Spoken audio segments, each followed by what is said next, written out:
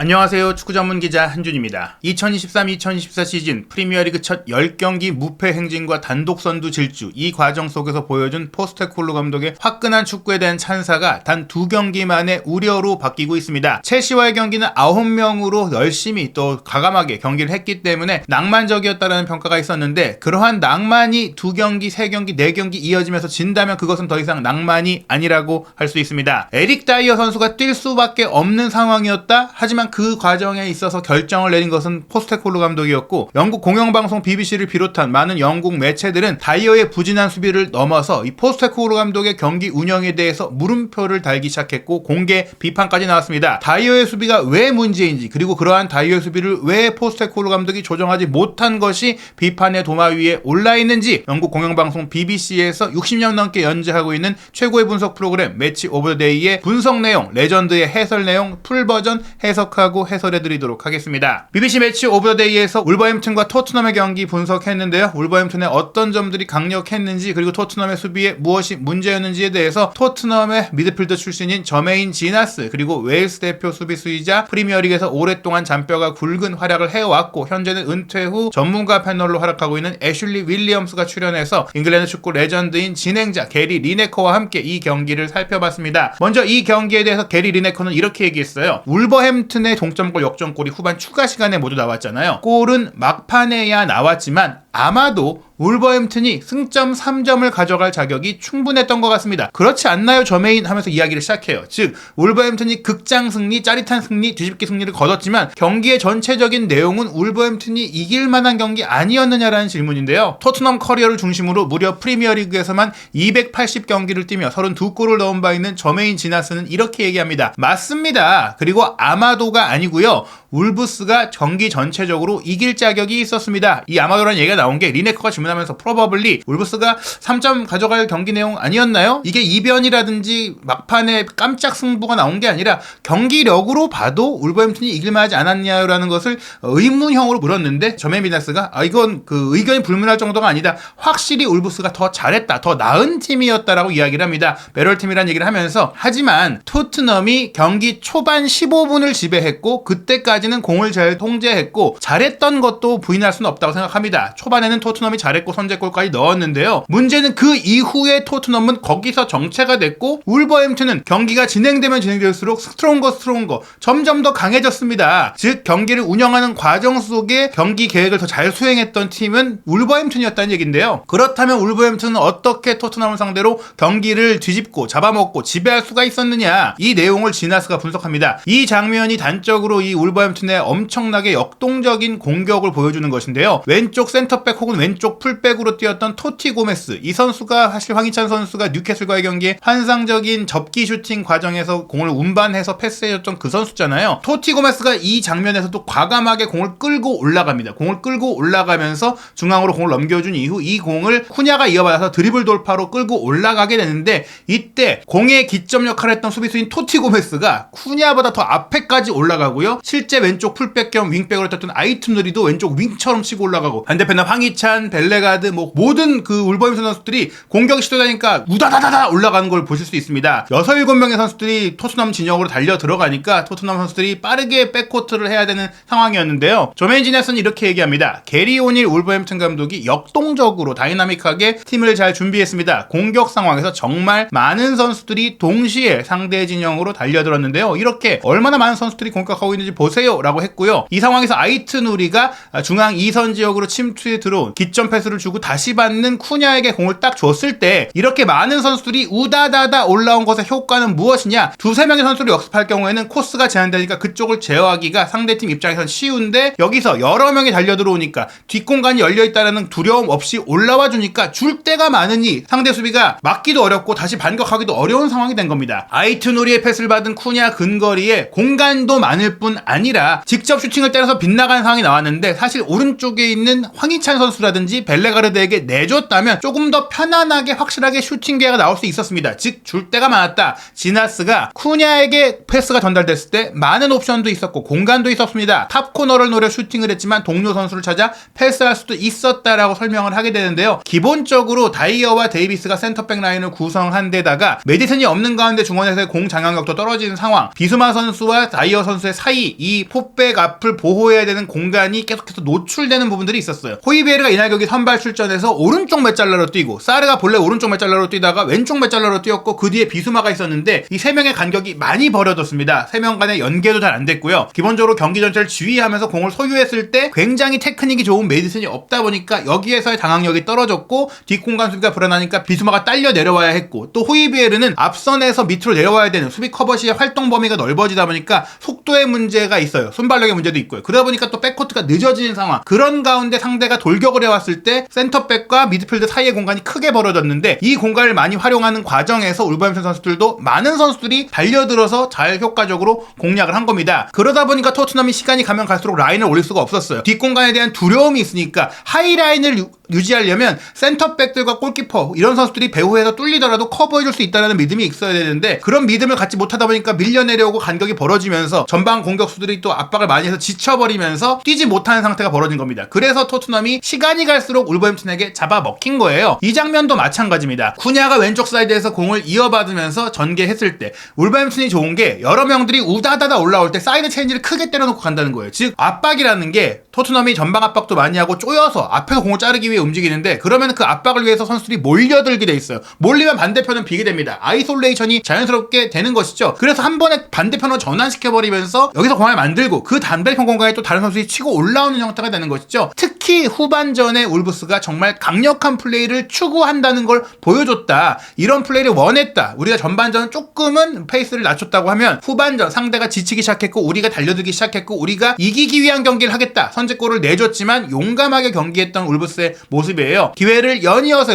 만들었습니다. 찬스에부터 찬스. 계속 울브스가 후반전에 공격기를 만들었다라고 설명을 합니다. 그리고 이 장면 쿠냐가 배후에서 들어오는 르미나에게 패스를 딱 주면서 르미나가 다이어의 앞쪽으로 탁 치고 들어오잖아요. 치고 들어오면서 공을 확보까지 했어요. 그 상황에서 다이어가 쫓아가질 못합니다. 여기서 르미나의 컷백을 벤 데이비스가 빠르게 달려들어와서 차단해 줬기 때문에 위기가 넘어갔지 데이비스가 한 발만 늦었어도 반대편에 들어온 선수들이 가볍게 공을 밀어넣어서 비카리오도 어쩔 수 없는 통짜로 향할 수밖에 없었거든요. 기본적으로 다이어가 쫓아가서 르미나의 각도를 봉쇄해주거나 르미나를 막아줬어야 하는데 속도 자체가 안 되고 애초에 이 선수는 본인이 안 될 걸 알아서 그런 건지 따라가지를 않았어요. 그리고 후반전엔 이런 르미나의 배후 침투, 센터백과 풀백 사이를 치고 들어가고 침투하는 플레이가 굉장히 많이 나왔는데 결국에 이런 플레이에서 토트넘이 실점을 하게 됐고 그때도 다이어가 움직이지 않았잖아요. 바로 91분, 90분까지 그래도 토트넘이 1대0으로 리드하고 있었으니까 경기력은 부진했지만 그래도 많은 선수들이 이탈한 가운데 승점 3점 가져가면 괜찮은 거지 꾸역승 필요하다라고 생각을 했던 그 시점에 경기 운영이 좋지 않았다. 지나스가 얘기합니다. 다이어가 오른쪽으로 벌려서 빌드업을 시작하는 과정이었어요. 토트넘에게 공 소유권이 있었습니다. 즉 토트넘이 이 공을 어떻게 처리하고 추가 시간을 어떻게 보내느냐에 따라서 토트넘이 충분히 승리할 수도 있었고 최소한 지지는 않을 수 있는 기회가 있었습니다. 그런데 다이어가 쿨루셉스키의 오른쪽 사이드 공간으로 무리하게 패스를 하면서 이 패스가 밖으로 나가서 차단되며 소유권을 내주게 되거든요. 지나스는 이 다이어의 패스 미스가 나온 상태에서 울버햄튼의 선수들이 전방 압박을 하고 있으니 토트넘은 안정적으로 패스를 연결하기 위해서 쿨루셉스키가 조금 더 내려와서 빨리 밑으로 내려와서 공을 받아줬어야 했다. 쿨루셉스키가 안 내려온 게 잘못이다라고 지나스가 설명을 합니다. 이건 다이어의 잘못이 아니다라고 얘기한 거예요. 왜냐? 게리 오닐 감독의 계획은 높은 곳에서 압박을 하는 것이었기 때문에 서포트가 필요했다. 후방에서 패스를 한 선수들이 안정적으로 정확하게 패스를 하려면 선수들이 가까이 와야지 롱 패스를 하면 당연히 정확성이 떨어지는 거 아니냐라고 얘기를 하면서 지금 토트넘은 수비 라인에 후방 빌드업 할 수 있는 선수가 4명이 있는데 울버햄튼은 5명이 달려들어서 압박하고 있으니까 수적인 열세다. 즉 근거리는 줄 수 있는 공간이 없으니 길게 처리할 수밖에 없었는데 이 길게 처리할 때 다이어의 패스가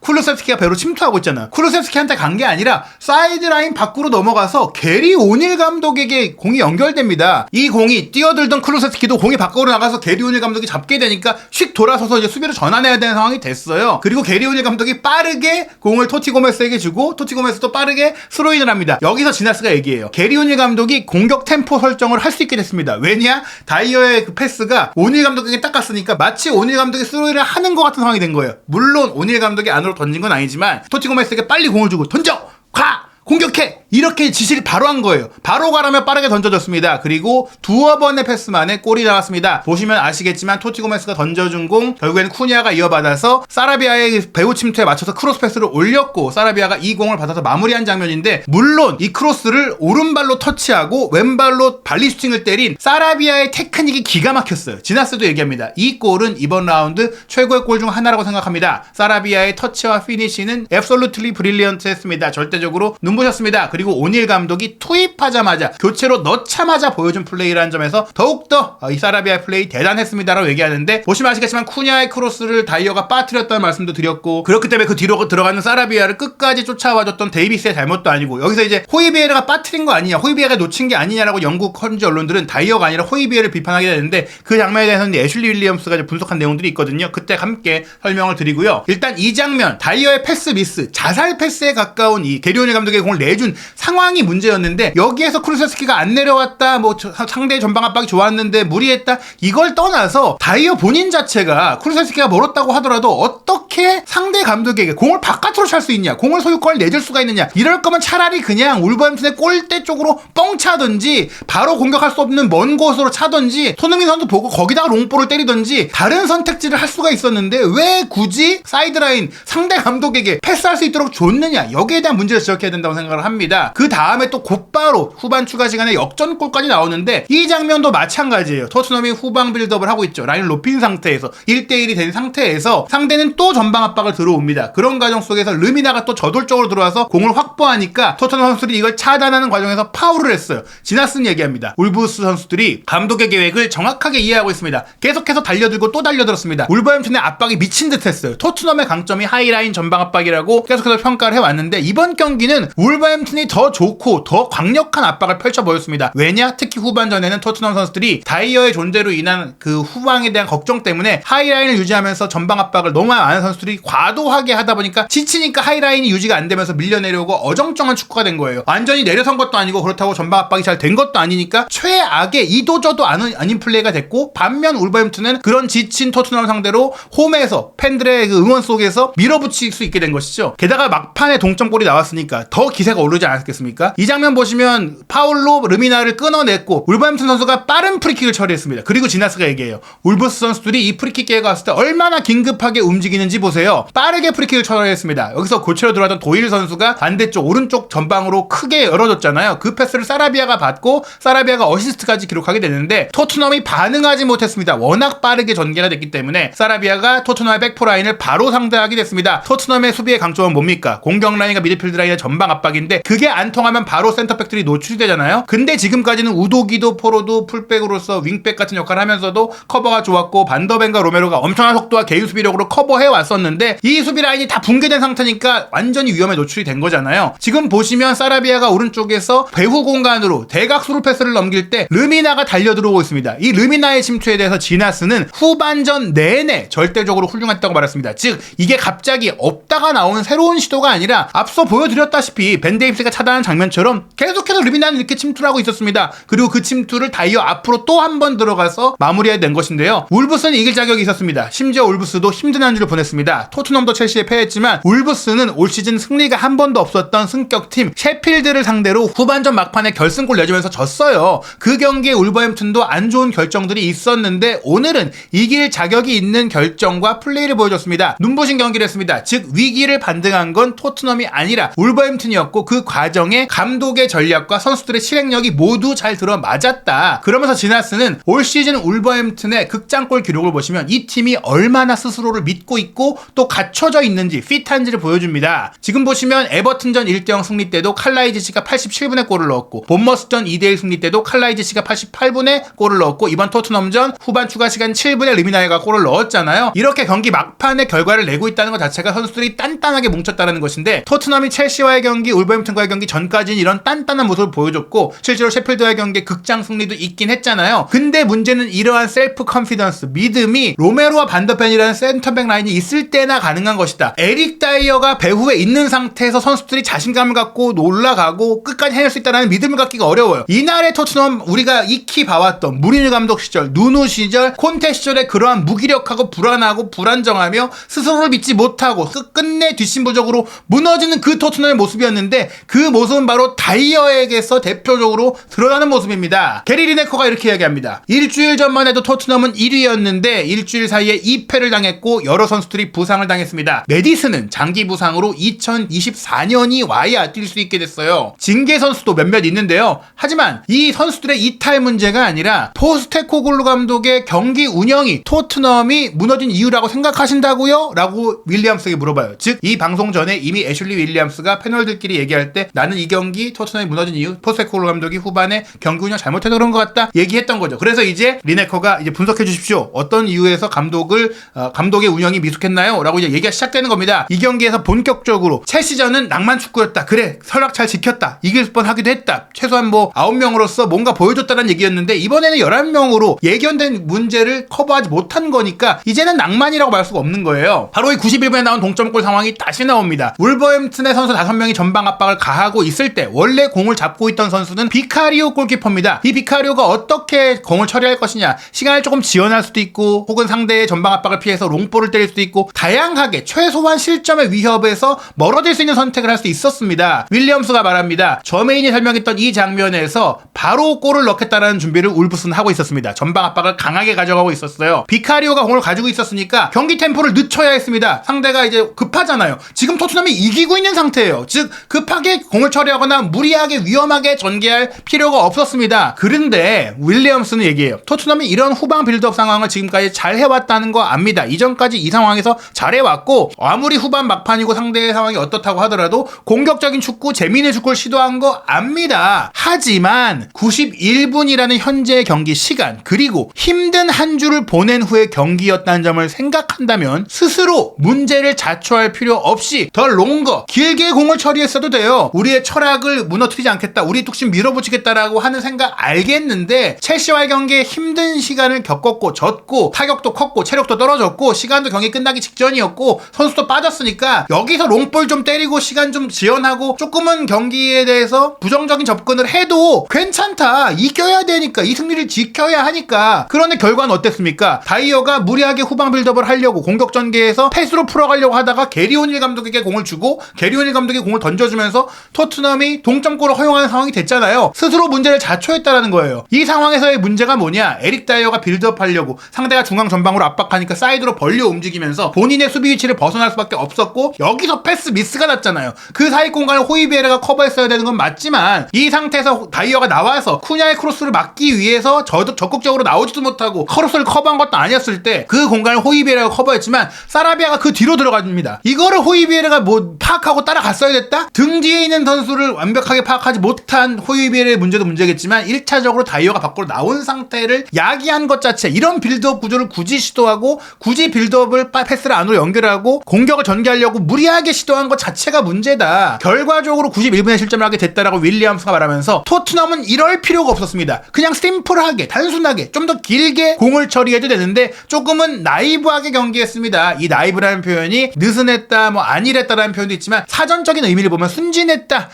어떻게 보면 모자랄 정도, 이제 순에 빠졌다, 이렇게 좀 부정적인 의미로 사용되거든요. 즉 지금 포스테코글루 감독이 너무 순진하게 자꾸 경기에 대응하고 있다. 첼시전까지는 그럴 수 있는데 두 경기 연속 이렇게 경기를 그르친다면 결과론이 아니라 이 결과에 책임을 져야 한다라고 얘기가 나온 것입니다. 결국 다이어를 기용한 것까지도 뭐 그렇다 쳐도 다이어에게 이런 플레이를 계속해서 지시했던 것이라든지 이런 리스크를 지면서 경기 막판에 운영에 지시를 내리지 못한 것은 포스테코글루 감독의 문제라는 것인데요. 이 경기까지도 어떻게 보면은 조금은 긍정적으로 생각을 한다면 다이어가 이전까지 베테랑 선수이고 뭐 잉글랜드 대표 출신 선수이기도 하고 지난 첼시와의 경기 그래도 교체로 들어와서 고군분투했고 이런 것들을 생각했을 때 갑자기 갑자기 그냥 그 뭐 18세 어린 선수들, 이런 어린 선수를 선발로 내세우면 다이어의 사기라든지 팀 분위기에도 좀 어려운 부분이 있을 수 있으니 기회를 줬다고 쳐요. 그렇지만 후반전에 울브스의 전방 압박에 휘둘리는 상태, 르미나의 침투를 커버하지 못하는 상태가 나왔다면 전술적 대응이 필요했고, 그래요. 이 경기 뭐 막판에 졌으니까 아쉽다. 그러면 다음 경기는 이러면 안 됩니다. 이날 경기에 벤치에 있던 두 명의 센터백이 있어요. RP 도링턴, 토트넘 유스 출신 선수, 애슐리 필립스, 블랙번에 있었지만 올 여름에 토트넘이